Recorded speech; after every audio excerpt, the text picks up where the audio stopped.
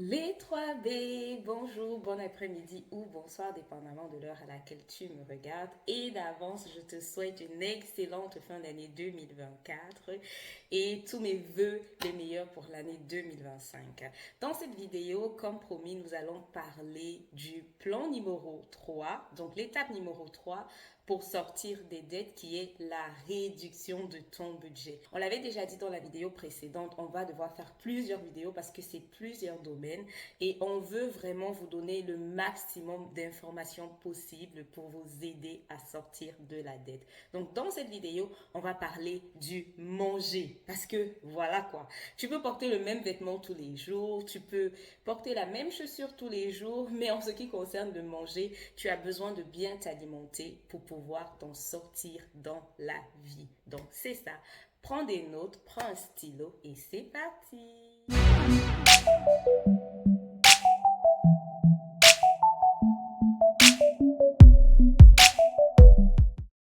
Astuce numéro 1, planifier les repas sur le plan hebdomadaire.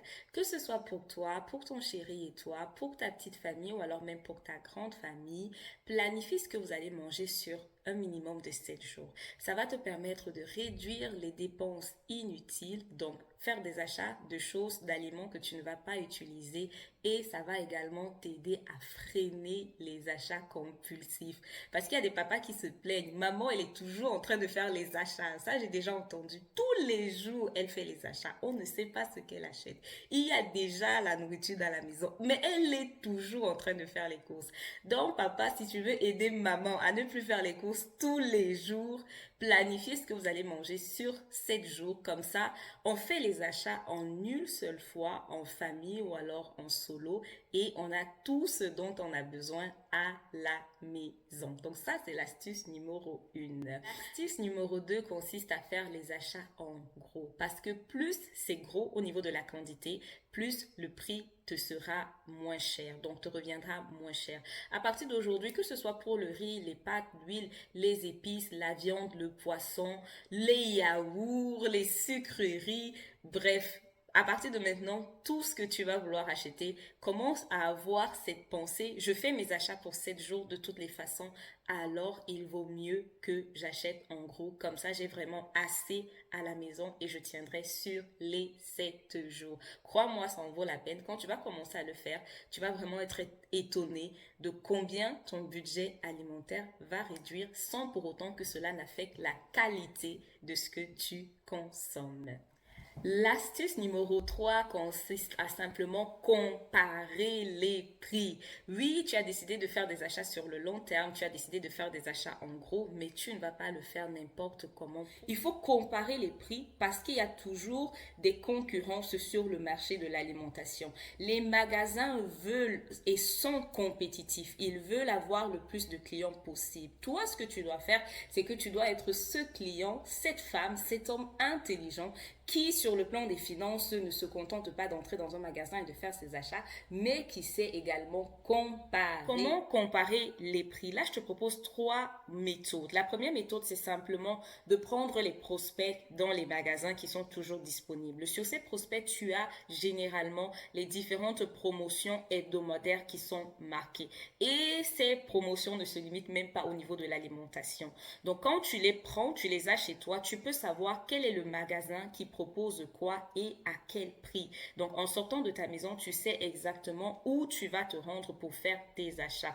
Mais si cette méthode est un petit peu trop fastidieuse pour toi parce que bah voilà, il faut aller dans les magasins pour récupérer les prospects, je te recommande également de faire la comparaison en ligne parce que en ligne également, ces magasins se sont adaptés. Le format digital, il touche tout le monde et tu peux avoir accès à ces prospects qui sont vraiment placés en ligne sur les différentes pages et qui te montrent qu'est-ce qui est en promotion, à quel jour et à quel prix. Donc là, tu sais vraiment où est-ce que je vais faire mes achats.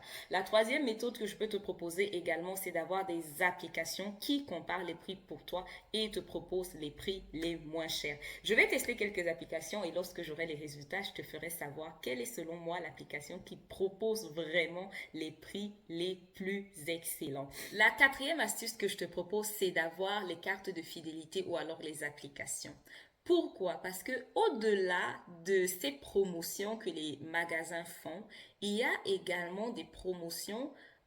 Comment je vais dire ça? Il y a des promotions en plus de la promotion, mais ces promotions-là ne sont disponibles que pour ceux qui ont des cartes de fidélité ou alors qui ont les applications. Donc, si tu vas dans des magasins et que tu prêtes un peu attention, tu verras, parfois il y a un prix qui est marqué et il y a encore dans un petit carré un prix et c'est marqué dessus application ou alors ils ont une façon de signaliser ça, quoi. Donc, je te conseille pour vraiment encore réduire un peu plus ton budget, va aie une carte de fidélité ou alors installe l'application. Parce que là, tu vas profiter de la réduction de façon réduite. Je ne sais pas trop si c'est français.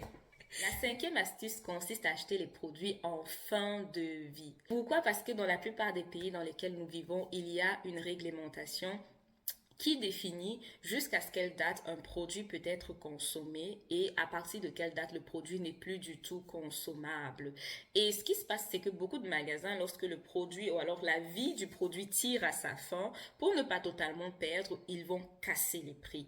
Et il y a généralement cette zone marquée au rouge dans les magasins qui te dit, bah voilà, tel produit est réduit parce qu'il se périme dans 2 ou alors dans 3 jours. Mais toi qui fais tes achats et qui connais déjà ce que tu vas manger, lorsque tu achètes de tels produits, en faisant ton menu pour 7 jours, tu peux privilégier l'utilisation de ces produits-là en premier. Donc ça, c'est vraiment la chose qui te permet encore d'aller on est en train de creuser, on veut aller au fin fond de la chose en ce qui concerne la réduction des dépenses alimentaires, quoi. Donc, c'est vraiment l'astuce qui te permet encore de diminuer les dépenses alimentaires. Donc, à partir d'aujourd'hui, n'hésite pas à avoir un œil ouvert dessus. Lorsque tu vas dans les magasins, surtout en regardant ta liste, ça va te permettre de diminuer les dépenses.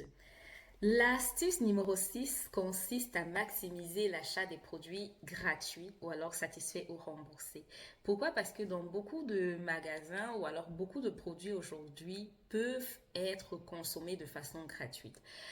Consommer de façon gratuite ne signifie pas que lorsque tu vas acheter le produit au niveau de la caisse, ça va te revenir à zéro. Non. Consommer le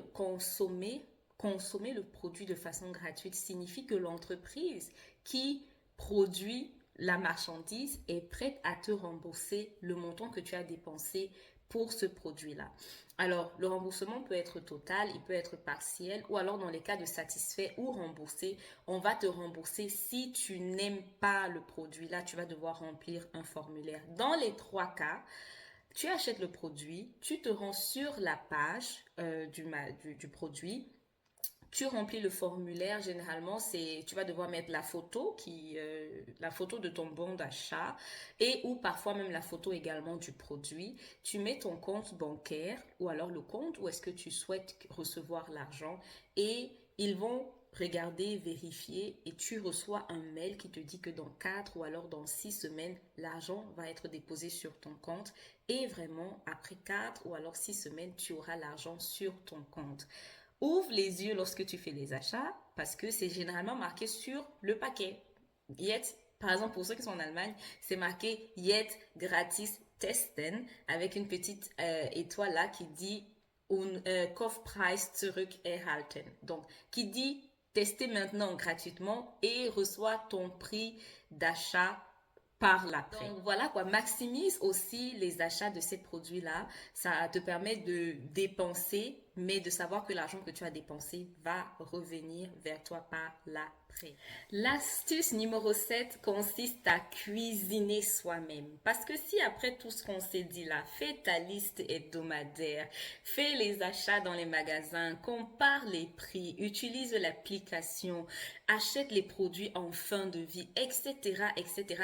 Achète les produits gratuits. Et si à la fin tu ne cuisines pas, Si à la fin, tu te retrouves encore à aller manger dehors, c'est qu'on a parlé dans le vide. Donc l'astuce numéro 7, cuisiner soi-même. Il va falloir que tu cuisines toi-même.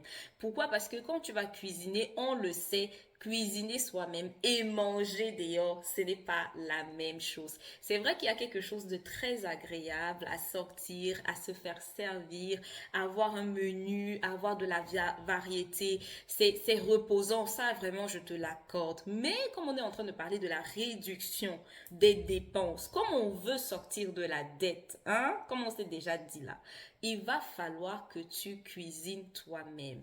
Et je te conseille également, lorsque tu cuisines toi-même, de ne pas jeter. Si tu as mangé et que tu ne veux plus du tout du reste, utilise ton congélateur. Oui, utilise ton congélateur, ça va te sauver un jour où tu auras la flemme, où tu n'auras pas envie de cuisiner, d'avoir dans ton congélateur des restes que tu auras pu conserver et tu pourras les manger. Tu peux sortir ça le matin parce que tu te dis, bah aujourd'hui, j'ai pas la flemme, je n'ai pas envie.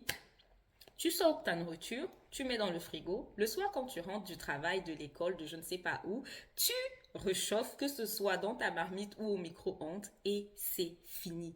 Tu vas cuisiner. Si tu ne sais pas cuisiner, hein, tu vas apprendre à cuisiner. Ou alors nous allons nous améliorer dans la cuisine. Ne laissez pas les commentaires sur le point là, sinon non, mais en vrai, il va falloir qu'on s'y mette. Ceux qui ne cuisinent pas, il va falloir s'y mettre. On va cuisiner. Que tu sois un homme, que tu sois une femme, cuisine. Apprends à cuisiner, améliore ta façon de cuisiner. Mais, astuce numéro 7, cuisine-moi tout ce que tu vas acheter. Et c'est ça qui va aussi te permettre de réduire la dépense alimentaire.